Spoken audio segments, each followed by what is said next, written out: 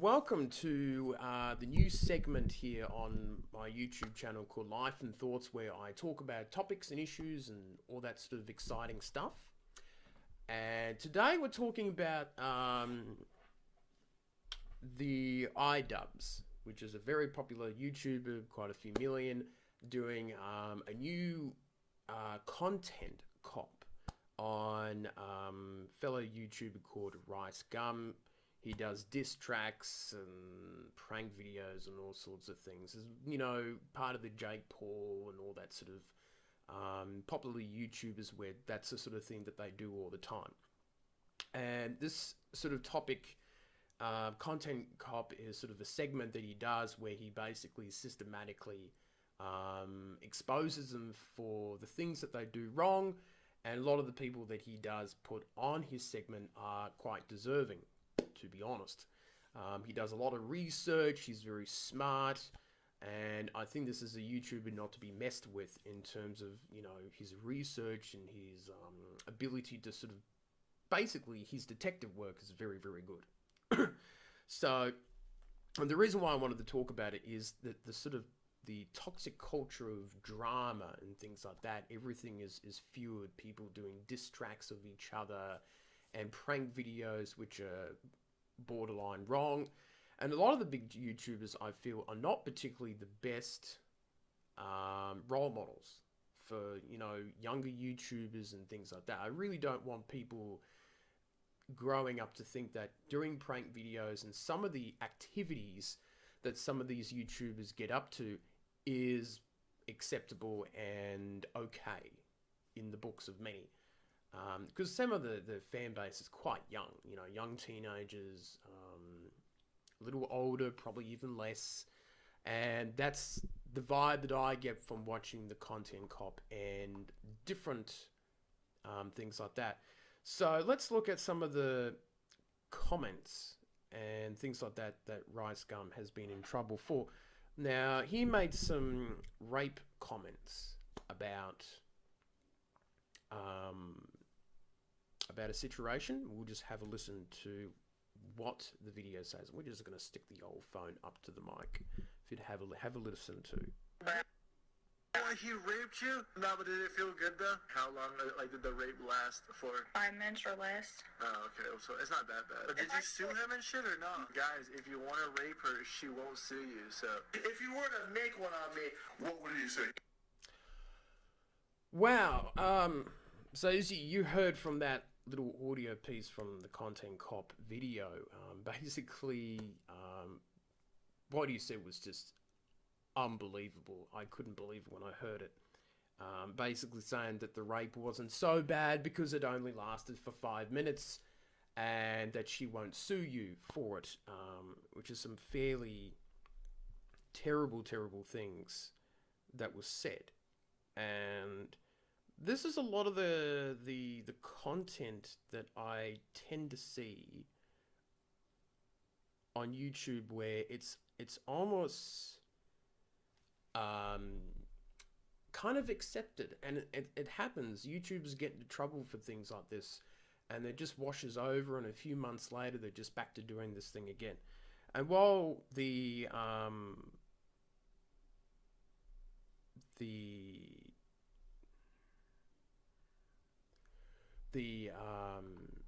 content was shocking, I was really not happy about it. So let's listen to something else that RiceGum was in trouble for recording people without permission. Now, this is illegal. You can't do that. You know, I can't go in with the YouTube, you know, camera that I got and just sort of record people without knowing it. So let's have a look at have a listen into this other one. Speaking of recording people without their knowledge, there's a YouTube video he deleted about a year ago that's called Netflix and Chill. It's a storytime video. No, I show her where my bathroom is. She goes, and for some reason she leaves her phone on the couch, right? So I'm on some curious Georgia, you know, I want to go through her phone, so I'm going through her phone right now, and I'm looking through her messages, and tell me why she texts like 10 other dudes, are you awake? I don't even feel special anymore, and I feel like I'm just another option to her. Oh, he doesn't feel special anymore. You hear that, ladies? I wonder what he's gonna do now that he doesn't feel special. And I feel like I'm just another option to her, so I'm like, you know what? I'm about to get some payback and just put her ass on the internet. Payback for what again? Because you weren't their first choice to sleep with? So I set up the hidden camera, man. I sit back down, and out of nowhere, again, he starts calling me, or whoever. It just starts calling my phone, and she finds the hidden camera. So I see you made it to the end of the video, man, based on a true story. If it is a pair... Yeah, based on the true story that he was going to film, a video of him having sex with this person. So basically, trying to do a sex tape, which was shocking. And I thought that was really bad. And I thought that was another really poor example of a YouTuber who... I do believe generally some of these big YouTubers, because they earn so much money and they have a lot of ego about them. Normally a lot of people with big egos are very sensitive people. But they do believe that they're above the law. Even if they do get caught, that they can just, sweep it under the carpet and get away with this sort of stuff. Which is really shocking. He's also a YouTuber that likes to brag about his money and his success through his diss tracks and things like that, which is something I'm not really a fan of. Especially on my channel, we don't really brag much about gaming collections or anything that I have.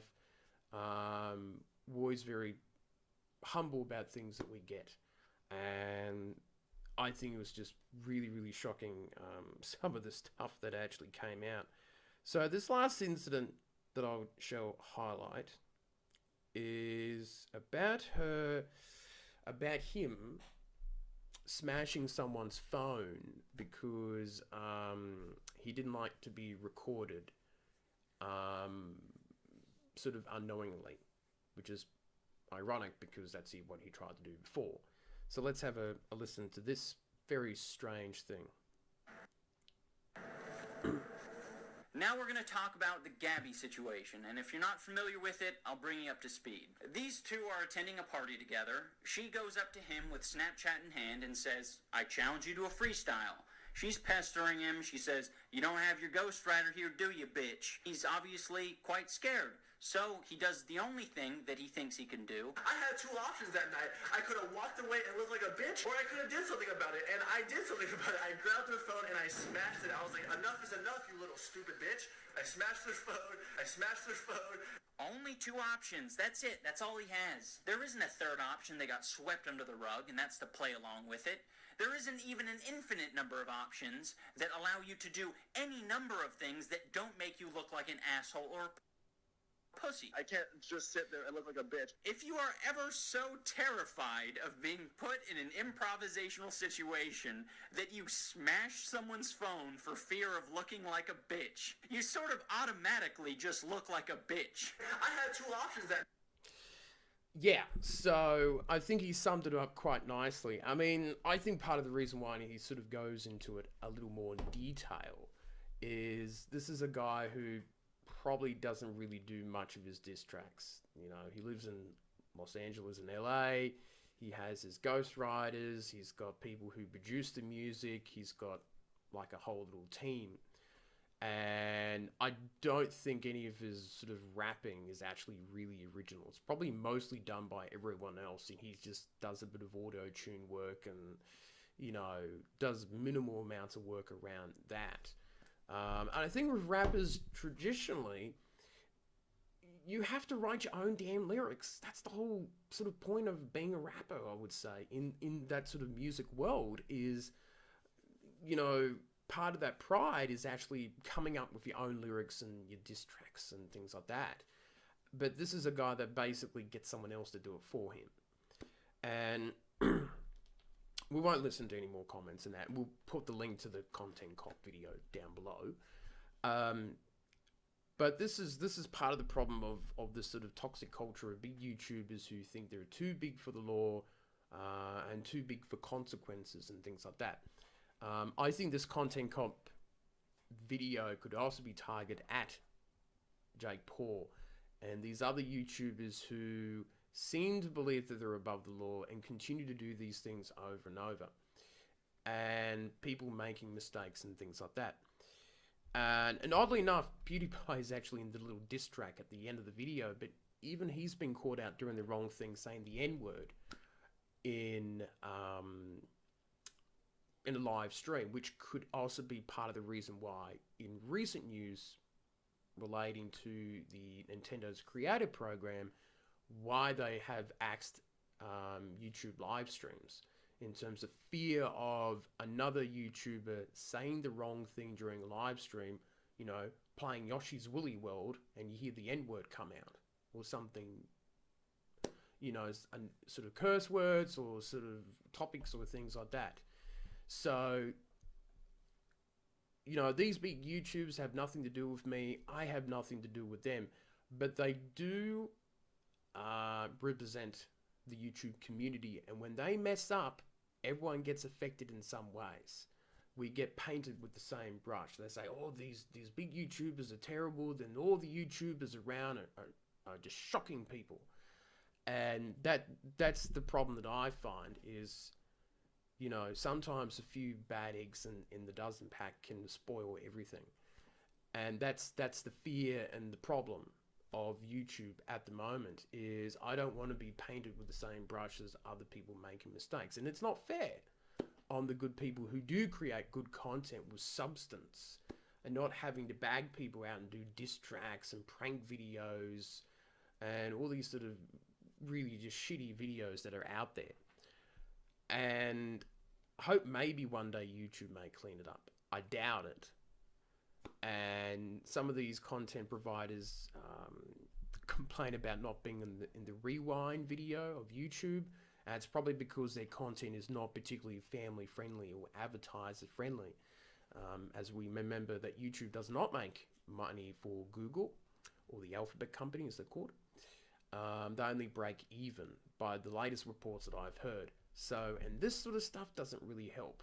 However, the Content Cop video series is quite good because it does expose people like RiceGum and others who do the wrong thing and really do need to be sort of held to account to a higher level, you know, because forever diss tracks against each other between YouTubers only makes them more and more money. That's basically the whole gist of the whole thing. And it's the whole the drama cycle, you know, one does a track, you know, there's a feud between YouTubers and both channels continue to rise in popularity and views and money. So everything's quite fake, you know, even the vlogs that people do is just, it's all staged. It's all staged for money making and subscription growth, which is unfair and it's not good. So that is my thoughts on that. I thought it was a pretty topical thing, and it's something that's kind of been on my head the last few months. When you're trying to become a bigger YouTuber, and then you see the big wigs, the big guys in the YouTube world do this sort of stuff, it does make it harder for the smaller YouTubers and for everyone to not be painted with that brush of, oh, all YouTubers are like this, you know, it's just the sort of rubbish videos and fakery and things like that. And I think it's unfair. So that will be it for my first life and thoughts. It's a bit of a long video, but hopefully people sort of understand where I'm coming from. I'm sort of taking it in a different angle, but hopefully that there will be better times ahead. But I say that things will get worse before it gets better. But that's a good thing, and that's why I have a policy on my channel to sort of research people before they come on. That's why not many people come on. I've always been a little bit funny about it, but it's going to be interesting the future of YouTube and what happens with these type of people. So that's it for me, and I shall see you next time.